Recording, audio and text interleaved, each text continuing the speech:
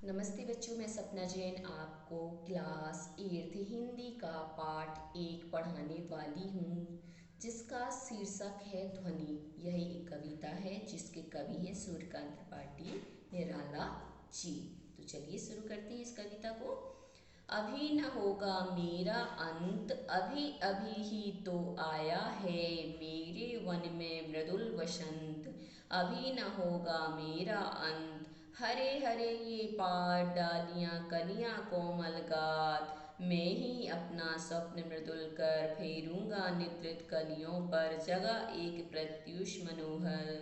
पुष्प पुष्प से तंद्रा लसलाल सा खींच लूंगा मैं, अपने नवजीवन का अमृत सहर्ष सींच दूंगा मैं। द्वार दिखा दूंगा फिर उनको, हे मेरे वे जहां अनंत। अभी न होगा मेरा अंत। यहाँ पर कवि बताना चाहते हैं कि मेरा जो समय है उसका अंत अभी नहीं होगा। क्यों नहीं होगा? तो इसलिए नहीं होगा क्योंकि मेरे जीवन में अभी अभी तो बसंत आया है, मतलब नया उत्साह है, नई उमंग अभी अभी तो मेरे अंदर आई है। इस कारण से मेरा अंत अभी नहीं होगा।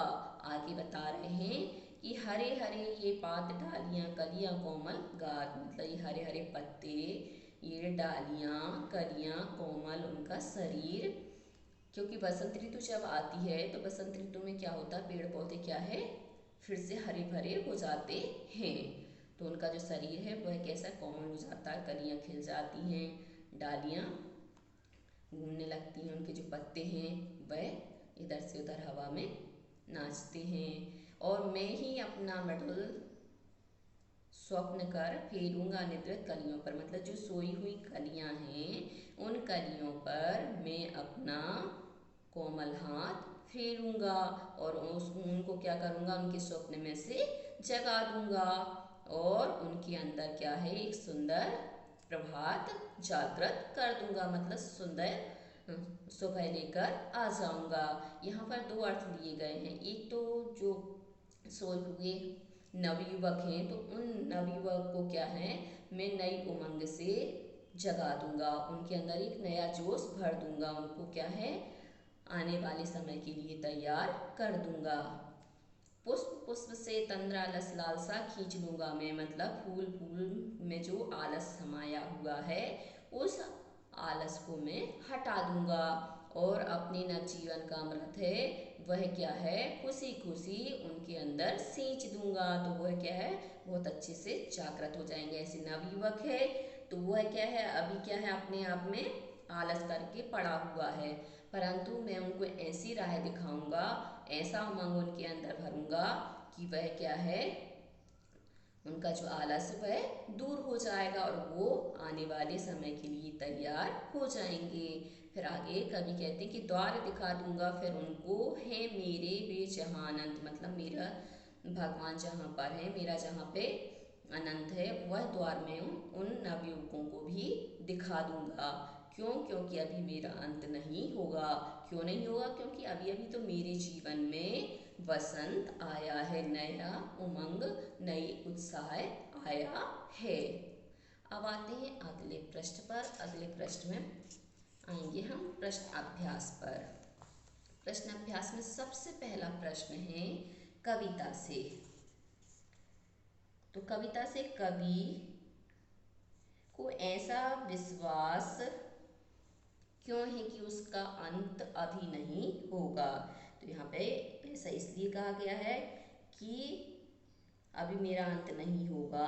यह विश्वास कवि को इसलिए है क्योंकि अभी उसके मन में नया जोश उमंग है, अभी उसे काफ़ी नवीन कार्य करने हैं। वह युवा पीढ़ी को आलस की दशा से उबारना चाहता है। फूलों को अनंत तक विकसित करने के लिए कवि कौन कौन सा प्रयास करता है। तो फूलों को अनंत तक विकसित करने के लिए कवि उन्हें कलियों की स्थिति से निकालकर खिले हुए फूल बनाना चाहता है। और कवि का मानना है कि उसके जीवन में बसंत आया हुआ है, इसलिए वह कलियों को हाथों से स्पर्श करके खिला देगा। वह फूलों की आंखों से आलस को हटाकर उन्हें जागृत कर देगा।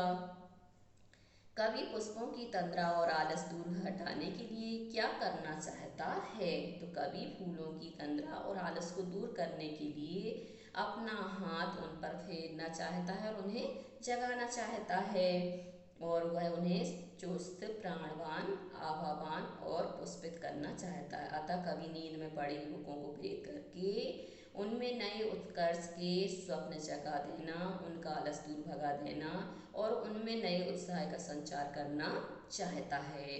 अब एक कविता से आगे, वसंत को ऋतुराज क्यों कहा जाता है? आपस में चर्चा कीजिए। तो बसंत को ऋतुराज इसलिए कहा जाता है क्योंकि यह सभी ऋतुओं का राजा होता है। इस ऋतु में प्रकृति पूरे यौवन पर होती है और इस ऋतु के आने पर सर्दी कम हो जाती है और मौसम बहुत सुंदर हो जाता है। इस समय पंचतत्व अपना प्रकोप छोड़कर स्वभाव रूप में प्रकट होते हैं। पंचतत्व का मतलब है यहाँ पर जल, वायु, अग्नि, आकाश, धरती।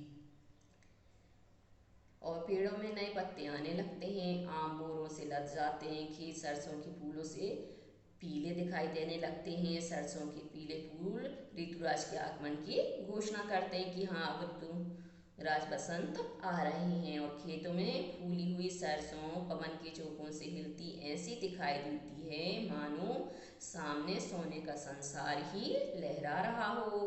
कोयल पंचम स्वर में गाती है, मतलब उतनी प्रसन्न हो जाती कि उसका पंचम स्वर अपने आप खुल जाता है और सभी को कुहू कुहू की आवाज में मंत्रमुग्ध करती है। इस ऋतु में उसकी छटा देखते ही बनती है। इस ऋतु में कई प्रमुख त्योहार मनाए जाते हैं, जैसे बसंत पंचमी, महाशिवरात्रि, होली आदि। अब है बसंत ऋतु में आने वाले त्योहारों के विषय में जानकारी एकत्र कीजिए और किसी एक त्योहार पर निबंध लिखिए।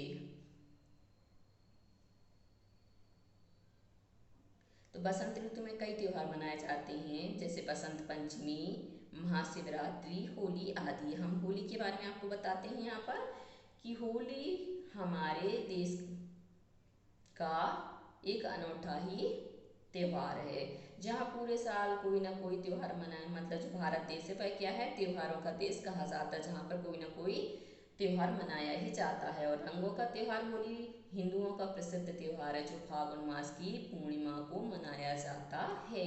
यह त्योहार रंग एवं उमंग का अनुपम त्योहार है। जब बसंत अपने पूरे यौवन पर होता है, सर्दी को विदा देने और ग्रीष्म का स्वागत करने के लिए इसे मनाया जाता है।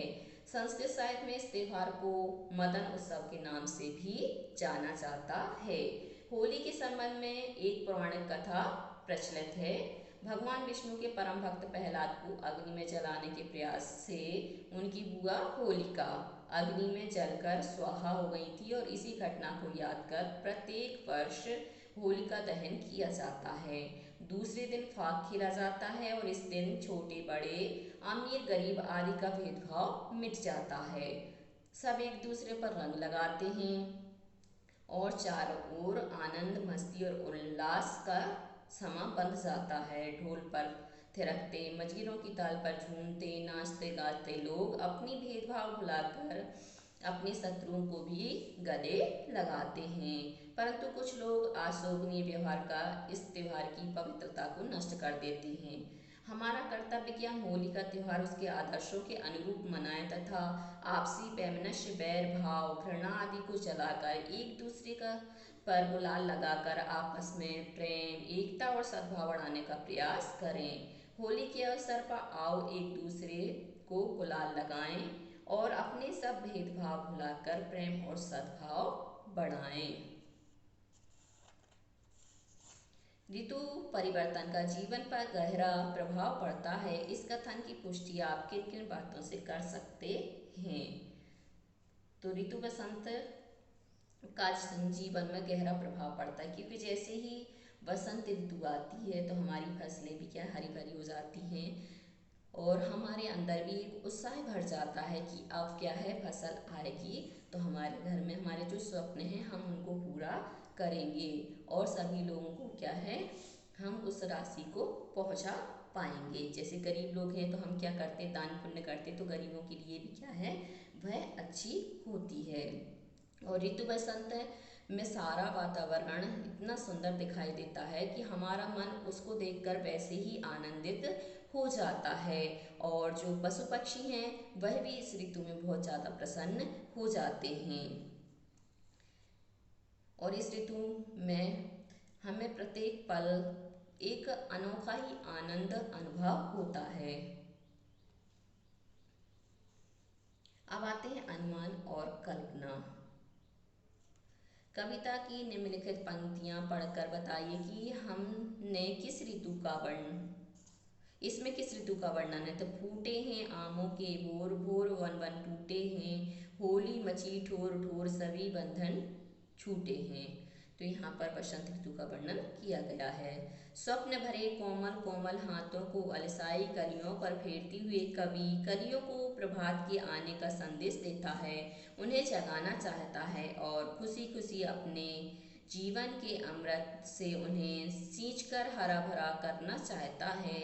फूलों पौधों के लिए अपना क्या क्या करना चाहेंगे, फूल और पौधों के लिए आप क्या क्या करना चाहेंगे। तो हम फूल और पौधों को, जैसे फूलों को हम क्या करना चाहेंगे, उनकी जो निद्रा है उसको हटाना चाहेंगे, पौधों को हम बड़ा करना चाहेंगे और पौधों से हम उन्हें पेड़ बनाने तक के सफ़र में साथ देना चाहेंगे। अब है कवि अपनी कविता में एक कल्पनाशील कार्य की बात बता रहा है।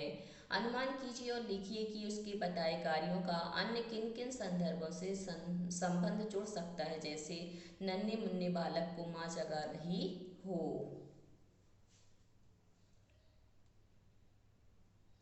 तो जैसे यहाँ पर जो आलसी आलस किए हुए नवयुवक हैं तो उनको वह एक नया संदेश देना चाहता है और हर जीवन में क्या है, एक नया उल्लास भरना चाहता है और उस उल्लास के माध्यम से ही वह सभी को जागृत करना चाहता है। अब भाषा की बात। अब भाषा की बात है अर्थात ग्रामर की बात, व्याकरण की बात। हरे हरे पुष्प पुष्प में एक शब्द की एक ही अर्थ में पुनरावृत्ति हुई है। कविता के हरे हरे ये पात वाक्यांश में हरे हरे शब्द युग्म पत्तों के लिए विशेषण के रूप में प्रयुक्त हुए हैं। यहाँ पात शब्द बहुवचन में प्रयुक्त है, विशेषण के रूप में प्रयुक्त हुए। ये सब प्रयोग भी होता है जब कर्ता या विशेष एक वचन में हो और कर्म या क्रिया या विशेष बहुवचन में। जैसे वह लंबी चौड़ी बातें करने लगा। कविता में एक ही शब्द का एक से अधिक अर्थों में भी प्रयोग होता है। 3 बेर खाती थी वे 3 बेर खाती हैं, जो 3 बार खाती थी वह 3 बेर खाने लगी हैं। एक शब्द बेर का 2 अर्थों में प्रयोग करने से वाक्य में चमत्कार आ गया। इसे यमक अलंकार कहा जाता है। कभी कभी उच्चारण की समानता से शब्दों की पुनरावृत्ति का आभास होता है, जबकि दोनों 2 प्रकार के शब्द होते हैं, जैसे मन का। ऐसे वाक्यों को एकत्र कीजिए जिनमें एक ही शब्द की पुनरावृत्ति हो। ऐसे प्रयोगों को ध्यान से देखिए और निम्नलिखित पुनरावृत्त शब्दों का वाक्य में प्रयोग कीजिए। बातों बातों में रह कर, लाल लाल, सुबह सुबह, रातों रात, घड़ी घड़ी। तो अब हमें क्या करना है, इन शब्दों का वाक्य में प्रयोग करना है, सेंटेंस बनाने हैं।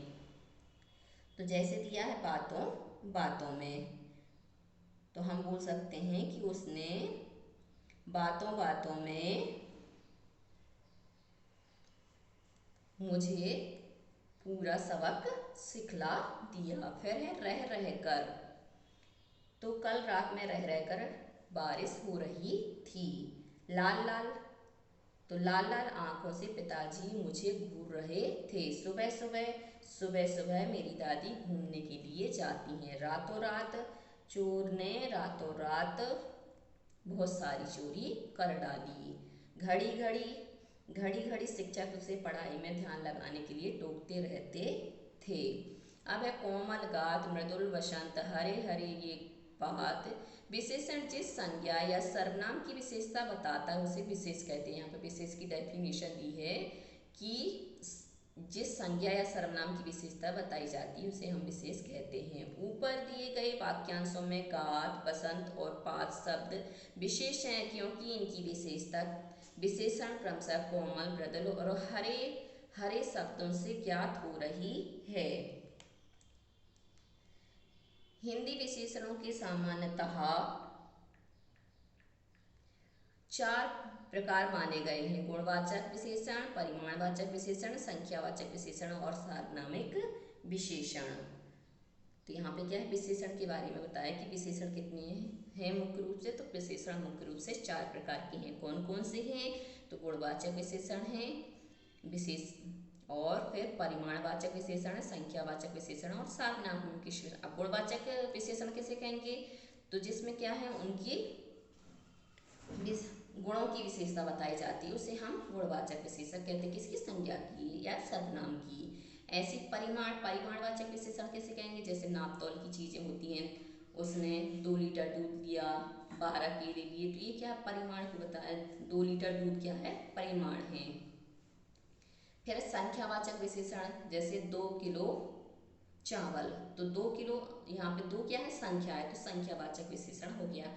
सार्वनामिक विशेषण, जो सर्वनाम की विशेषता को बताते हैं उन्हें सार्वनामिक विशेषण कहते हैं। जैसे वह, वे, तुम्हारा, ये सभी क्या हो जाएंगे, सार्वनामिक विशेषण हो जाएंगे, क्योंकि यहाँ पे सर्वनाम की विशेषता बतलाई जाएगी, वह, तू, मैं, इनकी, इस कारण से ये सर्वनामिक विशेषण हो जाएंगे। तो बच्चों आज के लिए सिर्फ इतना ही। यदि आपको हमारा ये वीडियो पसंद आया है तो लाइक कीजिए, शेयर कीजिए, सब्सक्राइब कीजिए तथा इस पाठ से संबंधित कोई भी प्रश्न है तो नीचे कमेंट्स में पूछ लीजिए। धन्यवाद।